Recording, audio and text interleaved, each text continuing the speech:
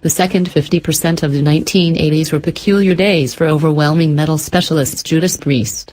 Driven by the iron-lurched cowhide stud-nosed Kid Rob Halford, moved down by a couple of six-string hatchet slingers, light plane KK bringing down to arrange right and dull and puzzling Glenn Tipton to organize left.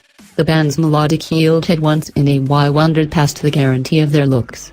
Yet, after over a time of hammering out unpleasant exchange enlivened power harmonies and falsetto tributes to cowhide and denim, the fellas started to search somewhere else for motivation. One of those spots was Porsche, and that is the place this 1985 Porsche 911 Turbo SE comes in.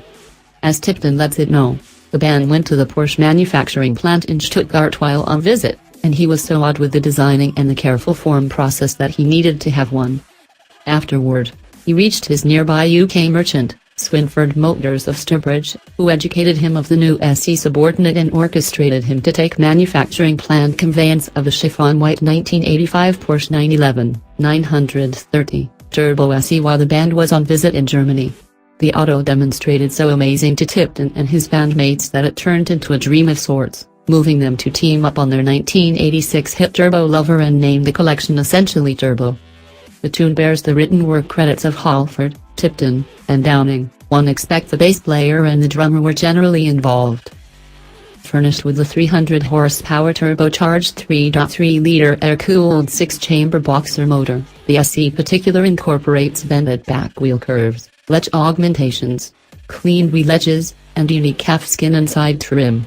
It's currently over 30 years of age and the auto's 1980s roots are clear, yet it by one means or another challenges the categorizing of comparative execution autos of the time. Talking with Classic Rock magazine in 2012, Halford gave a somewhat more Epicurean interpretation of the Porsche's impact. I hit that inescapable shake and move divider and survived it. There was a considerable measure of cash flying around. It was a genuine pig out from various perspectives. All the Porsches, all the turbo motors, everything was overwhelming. What neither Tipton nor Halford notices is the manner by which instrumental the Turbo LP was in estranging a decent segment of their long-term no-nonsense fan base due to the expansion of synthesizers, and not as much as motivated verses.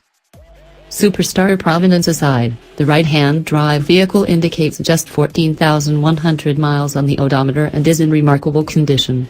Tipton clarifies, "I live out in the sticks, and it must be decent climate to take the Porsche out, so I barely ever utilize it. It's the ideal opportunity for it to go to somebody who will receive some utilization in return, yet it will be difficult to release it."